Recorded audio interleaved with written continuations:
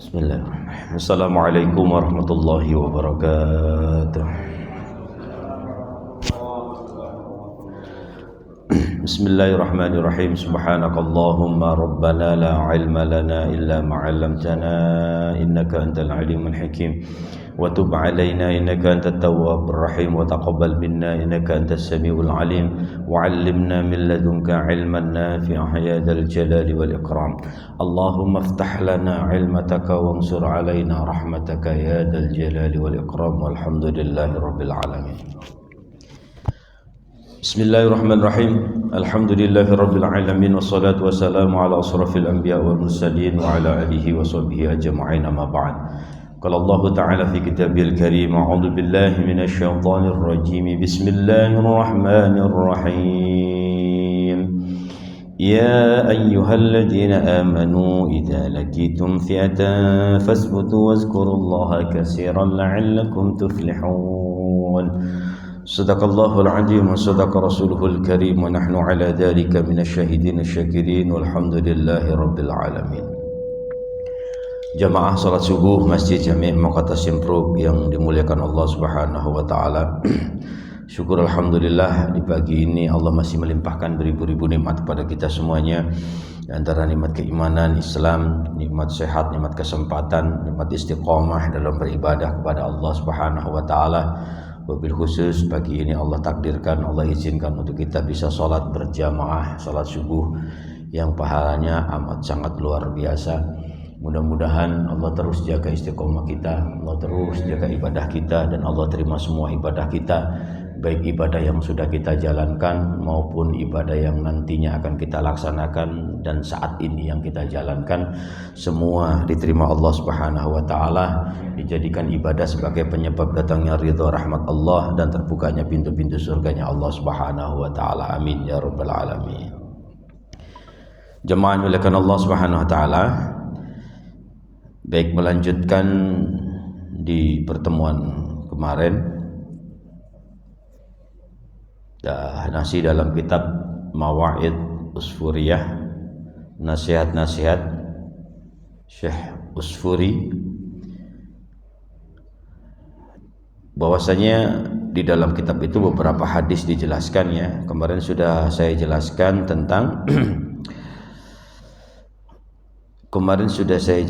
tentang nasihat-nasihat yang ketika menginjak umur 40 tahun ke atas ya.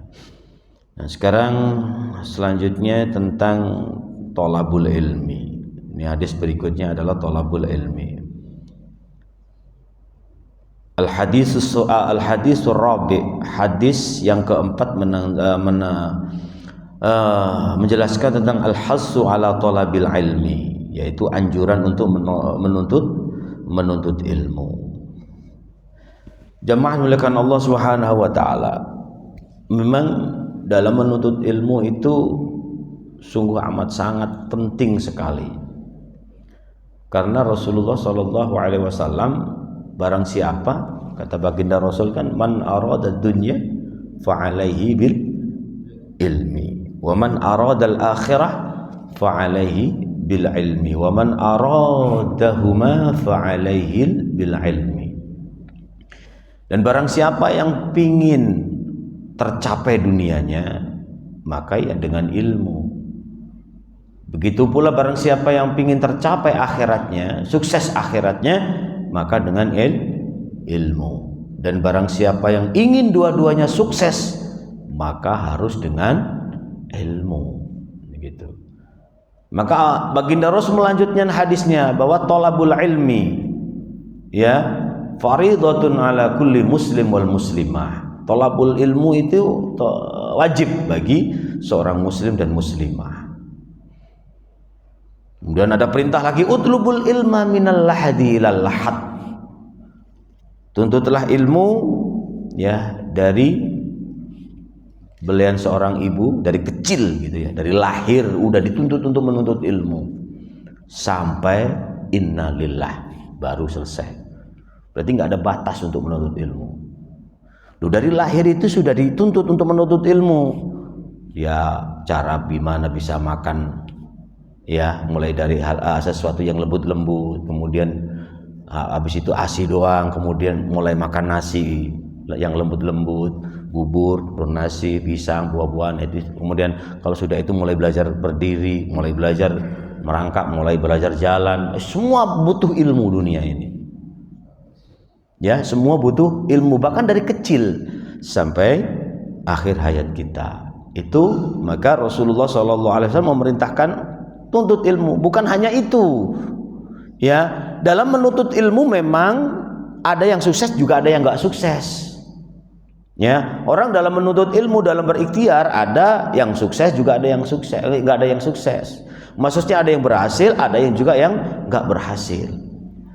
Nah, yang membuat kita semangat dalam menuntut ilmu itu pahalanya yang sangat luar biasa.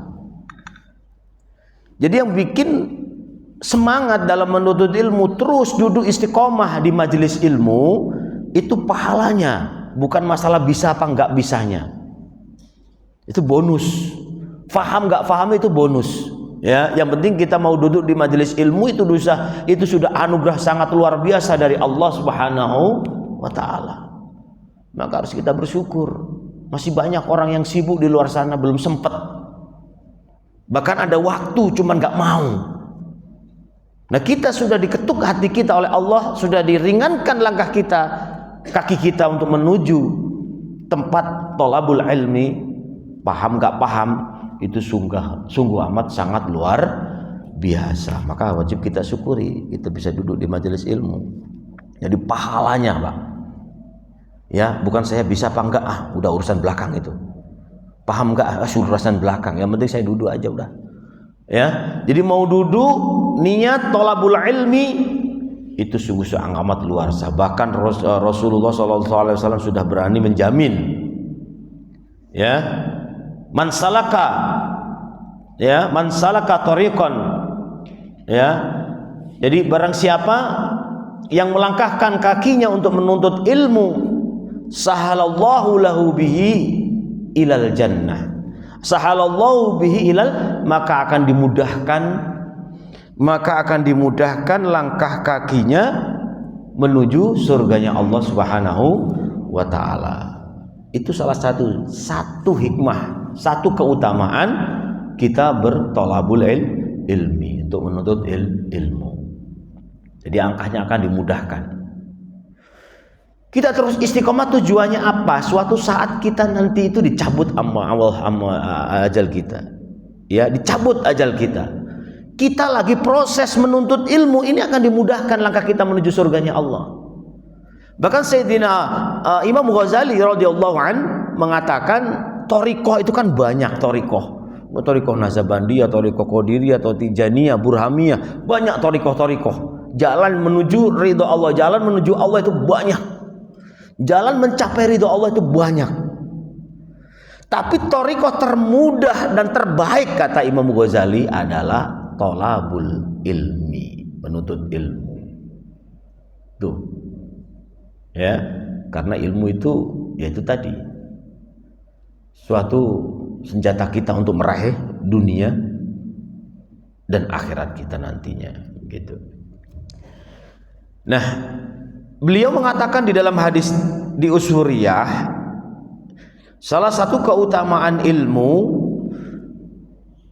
bahwasanya beliau mengatakan hadis yang diriwayatkan oleh Ibrahim an Alqamah an Abdullah bin Mas'ud radhiyallahu ta'ala anhum qala Rasulullah sallallahu alaihi wasallam, man ta'allama baban minal ilmi yantafi'u bihi fi akhiratihi wa dunyahu a'tahu Allahu khairan lahu min umrid dunya sab'ata alafin sanah siyamu naharaha wa qiyamu layaliha maqbulan ghair mardud. Yang artinya barang siapa yang menuntut ilmu satu bab saja, ya, satu bab aja, entah bab apa aja pokoknya, ya, bab apa saja, maka Allah Subhanahu wa ta'ala Barang siapa, kata baginda Rasul, barang siapa mempelajari satu bab dari ilmu yang bermanfaat baginya dunia maupun akhirat, maka Allah akan memberikan yang lebih baik baginya dari 7.000 ya umur dunia. 7.000 tahun, Pak, itu masih lebih baik. Ini ya alam hadis ini. Yang penting kita untuk memotivasi. Umur kita paling berapa? 80 juga jarang sekarang. Itu 7.000 tahun. 1.000 juga jarang. Ya. Ditambah 7.000, yang mana 7.000 tahun itu siangnya buat puasa, malamnya buat qiyamul lail. Wis, bener-bener mantap pahalanya bener. Maka ada yang mengatakan juga duduk di majelis ilmu 1 jam. Pokoknya duduk di majelis ilmu itu sama dengan sholat 1.000 rakaat. Ditambah seperti kita membesuk menengok orang sakit. Ketika kita nengok orang sakit pagi ini sampai nanti sore itu didoain malaikat. Kemudian sore nengok orang sakit semalaman didoain malaikat.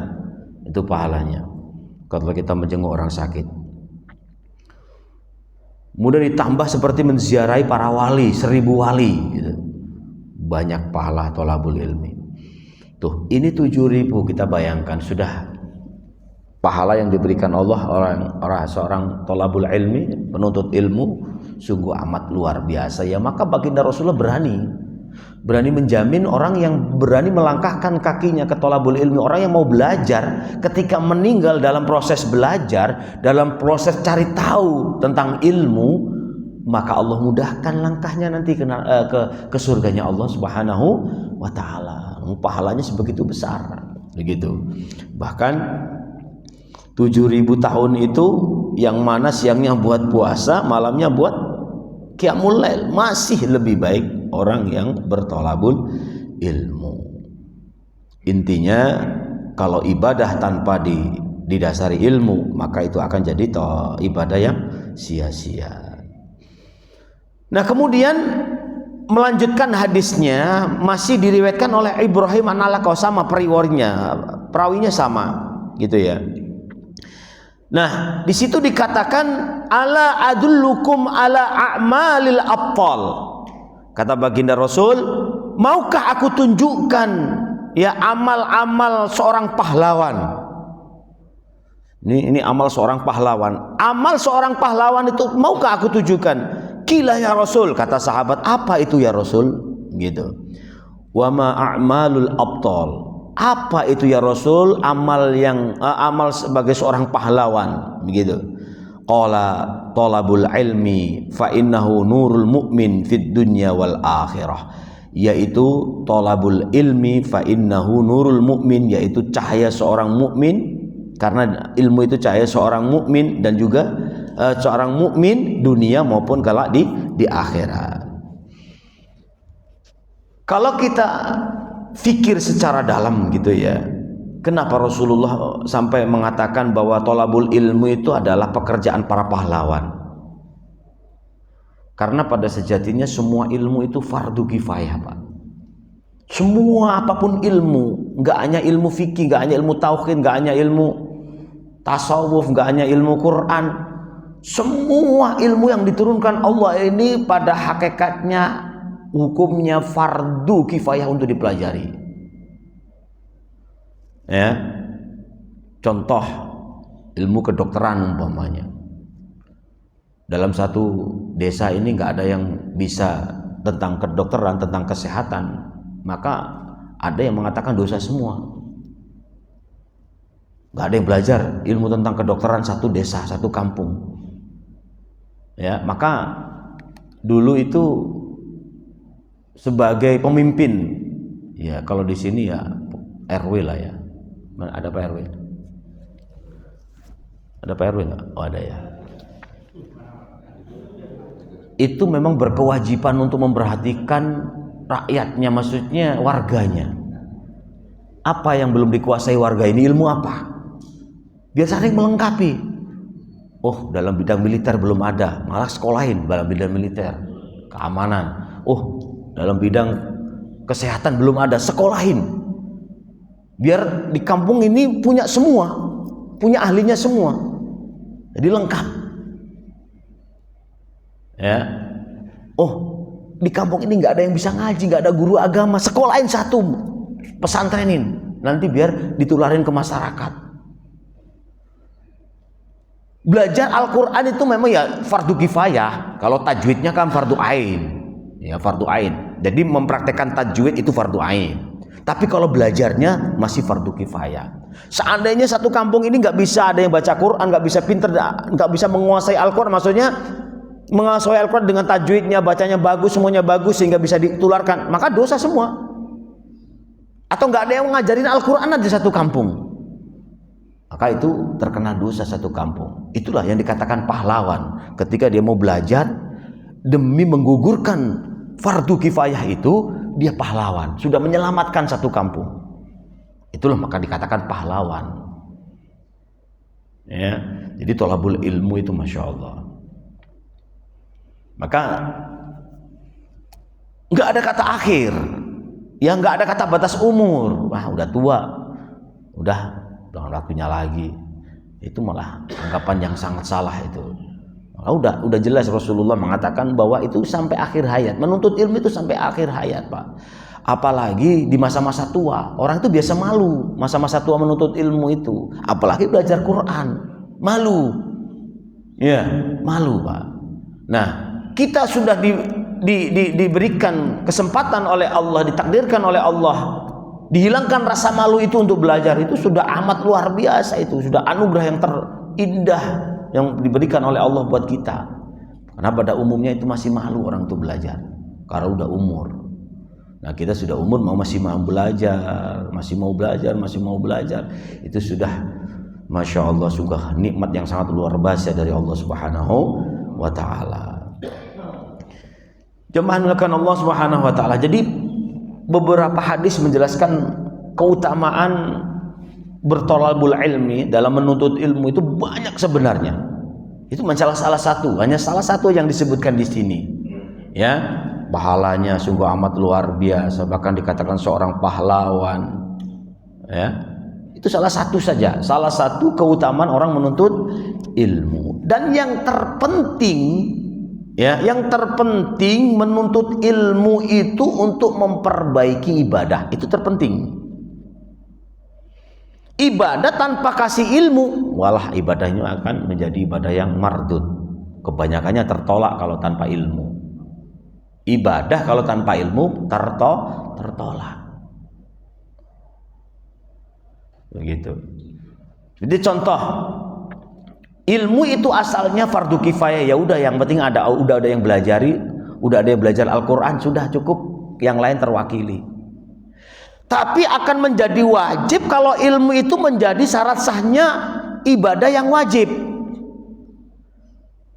Kayak suratul Fatihah itu wajib, rukun. Orang harus belajar Quran, harus belajar ngaji, karena Fatihahnya itu wajib. Gitu. Asal hukum mempelajari ilmu fikih, ya udah, yang penting dalam kampung itu ada ilmu fikih, ada yang tahu fikih, ya udah beres. Tapi ketika sholat butuh ilmu itu, maka ilmu itu jadi wajib, jadi fardu ain. Begitu, yang asalnya fardu kifayah untuk dipelajari, tapi dipraktekkannya fardu ain, dipraktek dalam sholat. Kalau nggak tahu fikih, ya gimana sholatnya? Nah, begitu. Maka itulah ilmu sangat penting. Bahkan ilmu itu yang menentukan amal itu menjadi amal soleh apa enggak. Itu jadi syarat pertama. Ya, harus didasari dengan ilmu untuk menjadikan amal itu sebagai amalun soleh. Bahkan dalam surah Kahfi nih, dalam surah Kahfi yang terakhir itu ayat berapa? 110 ya. فَمَنْ كَانَ يَرْجُو لِقَاءَ رَبِّهِ فَلْيَعْمَلْ عَمَلًا صَالِحًا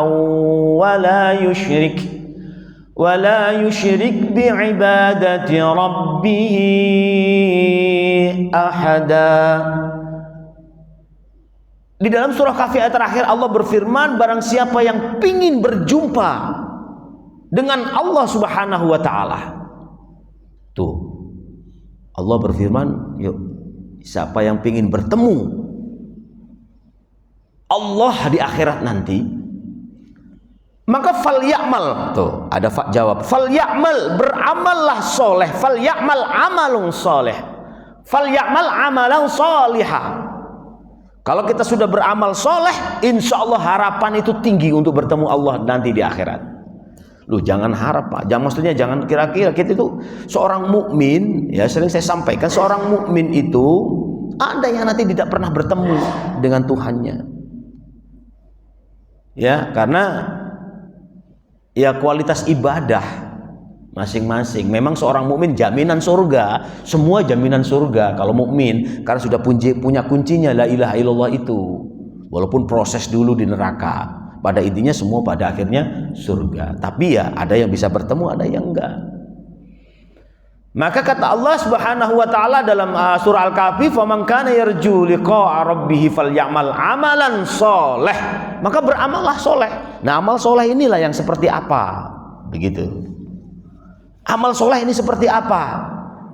Kata Mu'adz bin Jabal, ya, al-amalun soleh kana fihi thalathah, alladhi kana fihi thalathah, alladhi kana fihi arba'ah.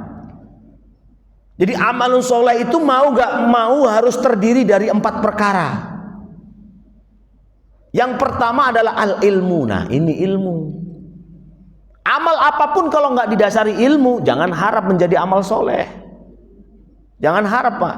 Nah, amal soleh ini potensinya tinggi untuk mendapat ridho Allah. Kalau satu amal sudah menjadi amal soleh, insya Allah berpotensi tinggi untuk mendapat ridho Allah. Kalau kita sudah mendapat ridho Allah, hidup kayak apapun bahagia. Karena dengan ridho Allah, nggak punya pun bahagia, sakit pun bahagia, karena ada ridho Allah. Bahkan ada satu ulama, satu wali masuk neraka pun dengan ridho Allah itu akan jadi dingin. Ada yang bilang begitu, karena dengan ridho Allah. Jangankan di dunia, di neraka pun kalau dengan ridho Allah lu enak, kata begitu. Itu kalau ridho Allah, kalau udah ridho Allah apapun hidup kita itu nikmat Pak. Maka syarat untuk mendapat ridho Allah kita harus punya amal soleh. Kalau amal soleh ini potensinya tinggi Pak, mendapat ridho Allah. Nah, seperti apa amal yang soleh? Nah, itu tadi, satu syaratnya harus dasari dengan ilmu. Sholat ingin jadi amal yang soleh. Sholat kita kan karena masih banyak kekurangan, mungkin dalam tata cara bersuci kita, mungkin niat kita, mungkin pakaian kita, tempat kita, banyak kekurangan Pak. Ya, maka salah satu usaha ikhtiar kita untuk menjadikan amal itu sebagai amal yang soleh, maka kita sudah benar duduk di majelis ilmu. Ini salah satu usaha. Kalau ditanya Allah, wah amalmu nggak ada yang soleh, amalmu nggak ada yang amal soleh ini.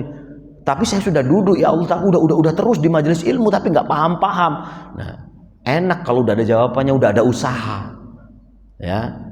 Itu kalau udah amalnya nggak karu-karuan, nggak pernah duduk di majelis ilmu, nggak pernah belajar, terus gimana nanti kita pertanggungjawabkan hidup kita di hadapan Allah? Repot nanti jawabannya. Kalau sudah pernah usaha, sudah pernah duduk, sudah pernah usaha maksimal, tapi nggak paham, nggak ngerti, ada jawabannya. Udah usaha kok, pasti Allah memahami, pasti Allah mengerti. Yang penting ada usaha dengan tulus, dengan ikhlas. Paham nggak paham, insya Allah Allah berikan ya keridhaannya kepada mereka yang sudah berusaha maksimal, begitu ya. Nah, itu ilmu. Apapun, kalau kita ingin ibadah sholat kita sempurna, belajar Qur'annya, minimal Fatihahnya benar, Kemudian niat kita belajar rukun syarat dalam sholat itu apa? Ya, itu fikih, bagian fikihnya. Maka duduk di majelis ilmu yang mempelajari tentang fikih. Ya. Kemudian tentang hakikatnya, apa hakikat sholat itu biar benar. Kita nggak hanya ritual saja, ya sholat itu nggak hanya ritual aja, menggugurkan kewajiban saja. Maka ilmu hakikatnya itu harus ditinggikan. Apa tujuan sholat itu apa? Begitu. Itu banyak ilmunya yang untuk menyempurnakan sholat, banyak ilmunya itu. Ya. Nah, kemudian untuk mencapai amal yang soleh selain ilmu, untuk mencapai derajat kita, derajat amal kita sebagai amal yang soleh, selanjutnya adalah an-niyat. Setelah ilmu kita kuasai, niat kita ditata, Pak. Udah sempurna ilmunya, udah sempurna, udah bener banget sholatnya, rukun syaratnya udah pas, ya semuanya udah pas dipenuhin, ilmunya udah dikuasain. Niatnya salah, gagal juga amal soleh itu, niatnya salah. Ya, seperti pergi umrah, pergi haji, sudah syarat rukunnya udah dipenuhin, semuanya udah dipelajari ilmunya, tapi niatnya karena ingin dipuji, karena ingin dikatakan wah oleh orang lain, berkali-kali haji, berkali-kali umrah, ya gugur kewajiban. Maksudnya niatnya itu apa? Amal solehnya, amalnya itu akan rusak, nggak akan jadi amal yang soleh. Begitu. Ya, memang kita bisa ditakdirkan oleh Allah bisa berkali-kali ibadah umrah, berkali-kali ibadah haji bahkan begitu ya. Itu sangat amat luar biasa. Tapi risikonya juga tinggi, Pak. Sekali sedikit pun kita merasa lebih baik pada orang yang nggak pernah haji, gugur kewajibannya. Apa? Rusak amal itu. Apa? Merasa lebih baik sedikit aja sama orang lain, rusak amalnya itu, Pak. Niat itu benar-benar, masya Allah, menentukan amal itu berapa. Makanya kata hadis yang diriwayatkan oleh Sayyidina Umar, innamal a'malu bin niat. Amal itu ditentukan dengan niatnya. Terlihat berjuang, terlihat perang, tapi niatnya pingin mendapat harta ghanimah, harta rampasan. Ketika meninggal bukan mati syahid, bisa mati sangit itu. Ya. Jadi kan dulu kan hadis innamal a'malu binniyat itu kan asbabul wurudnya, sebab turunnya itu gara-gara ada peperangan. Ya, Rasulullah ada peperangan, ada sebagian sahabat itu yang dalam peserta peperangan itu niatnya pingin dapat rampasan ghanimah. Apalagi yang diperangin ini ceweknya cantik-cantik. Iya, masih banyak canda nanti. Wah, mantep nih. Semangat perangnya tapi pingin dapat. Nanti jadikan budak. Hartanya kaya-kaya kita dapat nanti perangnya dekat karena harta, karena dunia perangnya. Maka ketika dia meninggal bukan syahid lagi, sangit yang iya gitu loh. Iya betul. Dan kalau dia memang selamat, ya nggak dapat pahala apapun kalau selamat. Ya yang didapat ya niatnya doang. Gitu. Coba kalau kita niatnya benar-benar karena membela agama Allah, membela syariat Allah, otomatis dunia dikasih bagiannya ghanimah itu. Udah itu pasti. Ya, itulah pentingnya kita menata niat. Berat, Pak. Nata niat itu berat. Bahkan seorang kiai, seorang ustadz aja susah nata niat. Bener nggak? Iya bener. Saya duduk di sini ini, kalau salah niat pun ya gagal gitu. Berat gitu. Apalagi ujian ustadz yang saya rasakan kalau ada undangan gitu ya. Di sini diundang gitu, pas bareng gitu. Sebenarnya yang masjid biasa-biasa itu ngundang lebih duluan, ada yang masjid lebih mewah bareng. Padahal yang masjid lebih mewah undangannya akhir-akhir gitu. Diduluhin. Masjid yang biasa mah ditinggalin aja, bisa dibadalin. Nah, ini penyakit bahaya. Kata Waliullah Ye Hamid Pasuruan tuh, singet tuh. Kebetulan kan ibu saya itu santri beliau gitu, pernah nyantri di sana. Jadi dibilang kalau jadi orang sukses, kalau jadi kiai, kalau ustadz itu awas, ingat-ingat jangan membeda-bedakan undangan. Jangan membeda-bedakan undangan gitu. Kalau siapa yang dulu berhak didatangi, walaupun itu orang biasa, itu aja berat Pak jaga itu.